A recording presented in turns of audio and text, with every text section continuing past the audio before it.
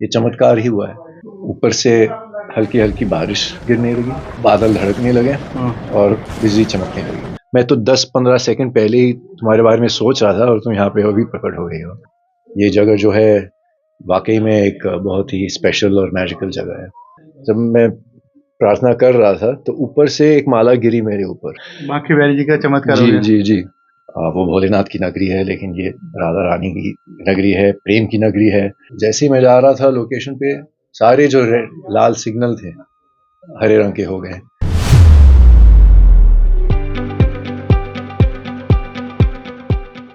राधे राधे, मैं हूँ सौरभ। ब्रज भूमि में दूर दूर से भक्त आते हैं।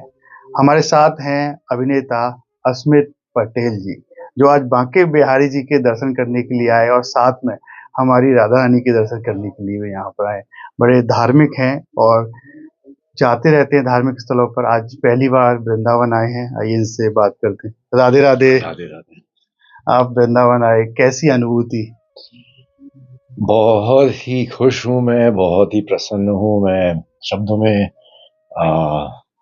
मैं कुछ बोल ही नहीं पा रहा हूँ, क्योंकि वृंदावन आने की इच्छा थी पिछले 6 सालों से। और किसी भी वजह, कोई भी जब भी मैं कुछ कोशिश कर रहा था, प्लान बना रहा था, प्लान किसी भी वजह से वो बन नहीं पा रहा था।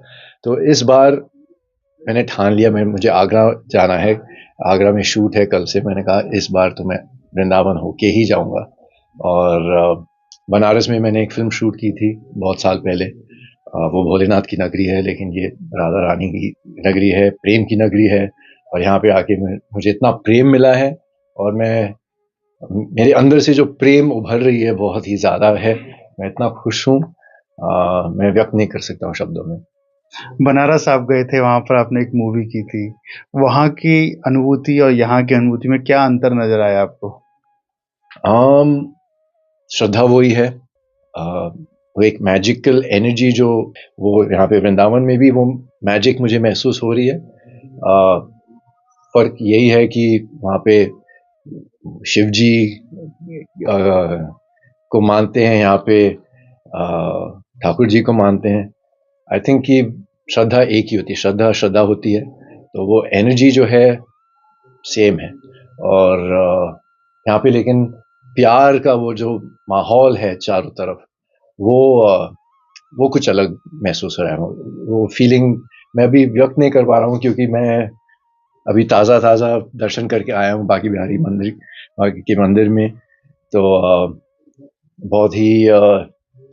बहुत सारी फीलिंग्स हैं, जो अब मैं थोड़ा सा अभी 1-2 दिन में जब सोचूंगा, वो फीलिंग्स मेरे अंदर जब प्रॉपर्ली इमर्स हो जाएंगे, तब मैं आपको बता पाऊंगा कि क्या एक्चुअली मेरी फीलिंग्स एक्चुअली क्या है। तो बस मैं इतना कह सकता हूँ कि मैं बहुत बहुत बहुत प्रसन्न हूँ, और थैंक यू, इतने अच्छे दर्शन आपने करवाए। वो तो ठाकुर जी की कृपा से बिना कुछ नहीं हो सकता है। कहते हैं कि यहाँ पर बिना राधा रानी, बिना हमारे बांके बिहारी जी की मर्जी के नहीं आ सकते। आप 6 साल तक अटके रहे, लेकिन बुलाया। बांके बिहारी जी की इच्छा थी कि मैं 6 साल रुक जाऊं, और आज उन्होंने मुझे आज्ञा दी, तो उसके लिए बहुत बहुत शुक्रिया Banke Bihari ji. Thank you thank you thank you. अब आगे कौन कौन सी फिल्में आ रही हैं? एक सीरीज कंप्लीट है और एक फिल्म भी कंप्लीट है। एक्चुअली काफ़ी टाइम से कंप्लीट है, वो रिलीज़ नहीं हो रही है। तो मुझे लग रहा है कि आज मैं यहाँ पे आया हूँ तो शायद से अगले साल में 2025 में वो ज़रूर रिलीज़ हो जाएंगे। मुझे पता चला कि किसी ने बताया कि जब आप बनारस थे तो आप कई महीनों तक वहाँ पर रुके, मूवी आपने की, तो आपके साथ भोलेनाथ ने कोई ना कोई चमत्कार, मैजिक किया था। तो आप साझा करना चाहें तो बता सकते हैं, क्या चमत्कार हुआ था? छोटी सी चीज़ें होती थी।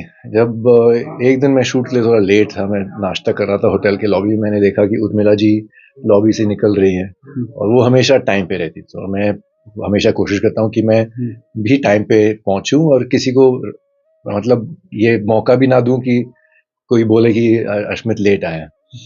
तो लेकिन मुझे नाश्ता भी करना था, कि मैं सुबह सुबह जिम गया था तो भूख लगी थी। मैं नाश्ता मैंने फटाफट ख़त्म किया, गाड़ी में बैठा, और जैसे ही मैं जा रहा था लोकेशन पे, सारे जो लाल सिग्नल थे हरे रंग के हो गए। ये एक छोटी सी चीज़ है। जब हम गंगा के तट पर शूट कर रहे थे, एक्चुअली वहाँ पे जो किंग है, राजा, उनके महल में हम शूट कर रहे थे। तो सीढ़ी उतर के मैं गंगा के तट तक जा रहा था और मैं एक फिल्म कंप्लीट करके आया था मुंबई में। तो उसमें एक असिस्टेंट डायरेक्टर थी, पता नहीं क्यों वो मेरे दिमाग में आ गई और मैं उस फिल्म के बारे में सोच रहा था।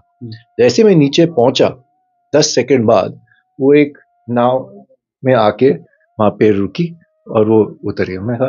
मैं तो 10-15 सेकंड पहले ही तुम्हारे बारे में सोच रहा था और तुम यहाँ पे अभी प्रकट हो गई हो। अगर आप ब्रजवास करना चाहते हैं तो आपके सपनों को पूरा करने के लिए गोविंद विहार आवासीय योजना आपके लिए लेकर आया है वृंदावन में वास करने का सुनहरा मौका। सन सिटी अनंतम के पास एमबीडीए और रेरा द्वारा अप्रूव्ड आवासीय कॉलोनी। तो देर ना करें, आज ही संपर्क करें।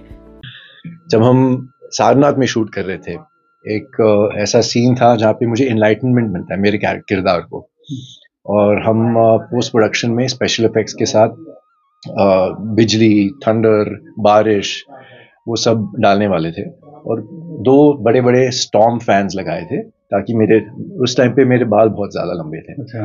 और वो फैंस लगाए थे ताकि मेरे बाल उड़े और ऐसे लगे कि कुछ मतलब मौसम में वो ये हो रहा है क्योंकि इस बंदे को इनलाइटनमेंट मिला है।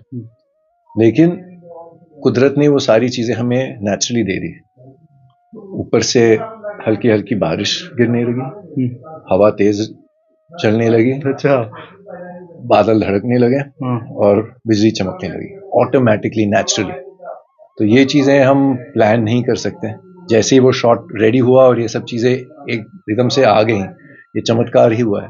तो मैंने शॉट कंप्लीट किया, मैं अपने डायरेक्टर के साथ वैन की तरफ जा रहा था। मैंने कहा पंकज जी ये क्या था, ये कैसे? मेरी तरफ मुड़ के कहा अश्मित बनारस बस नहीं कहा उन्होंने। तो ये चीज़ें हुई, काफ़ी और चीज़ें हैं जो छोटी छोटी चीज़ें मेरे साथ हुई और मुझे लगा कि मैं बहुत ही ब्लेस्ड हूँ और ये जगह जो है वाकई में एक बहुत ही स्पेशल और मैजिकल जगह है और वही फीलिंग मुझे आज यहाँ पे वृंदावन में महसूस हो रही है। ठाकुर जी की कृपा हो गई है आप पर, बांके बिहारी जी, राधा वल्लभ के। अब तो आप आते रहेंगे, जुड़ गए हैं। अगर वो मुझे आने देंगे तो ज़रूर आते रहूँगा। मैं अभी नेक्स्ट टाइम, जैसे कि मैं कह रहा था, मम्मी डैडी को लेकर आना चाहता हूँ और बांके बिहारी जी का दर्शन करवाना चाहूँगा। देखते हैं कब नेक्स्ट वो मुझे बुलाते हैं। जब बुलावा आएगा मैं ज़रूर आऊँगा। आप पर भी कृपा, आपकी बहन पर भी कृपा, जो गदर पिक्चर में हमेशा ही बहुत फेमस रही है, बहुत अच्छी हिट फिल्म गई है। जरूर आप पर भी कृपा होगी। बहन क्या कहती हैं यहाँ के बारे में, वृंदावन के बारे में? मेरी उनसे अभी तक बात नहीं हुई। एक्चुअली फ्लाइट पे है, अमेरिका से दुबई जा रही है और कल शायद मुंबई लौटेंगी। तो जब वो लौटेंगी तब मैं उनसे बात करूंगा, तो बताऊंगा।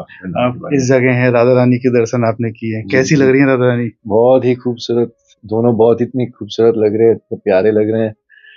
बस यही इच्छा है कि मुझे भी एक राधा मिल जाए मेरे जीवन में। अच्छा। मेरी भी शादी हो जाए और मैं भी अपना कुटुंब बनाऊं।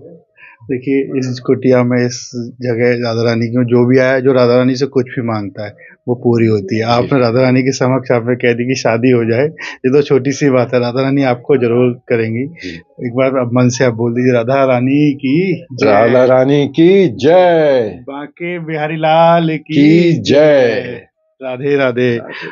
आप पूरे रंग में एकदम रंगे हुए हैं। पूरा ये बांके बिहारी जी ने आपको दिया है। जी जी, मंदिर से मिला है मुझे। एक्चुअली आप जब थे वहाँ पे, आपने शायद देखा नहीं होगा, जब मैं प्रार्थना कर रहा था तो ऊपर से एक माला गिरी मेरे ऊपर।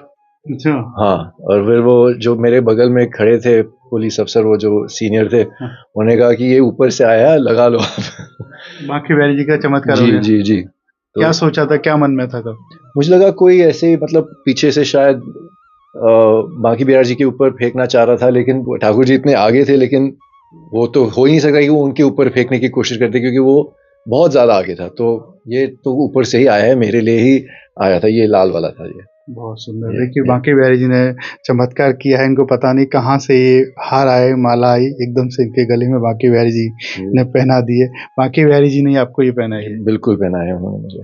राधे राधे। राधे राधे। देखिए अब तक हमारे साथ रहे अभिनेता अस्मित पटेल, जिन्होंने कहा कि जब मैं बनारस गया था कुछ अलग अनुभूति थी, लेकिन प्रेम की नगरी इस वृंदावन में आया हूँ, ठाकुर जी की नगरी इस वृंदावन में आया हूँ तो अलग अनुभूति है। मुझे ऐसा आशा है कि ठाकुर जी मुझे बुलाते ही रहेंगे और राधा रानी की कृपा अवश्य होगी। राधे राधे। राधे।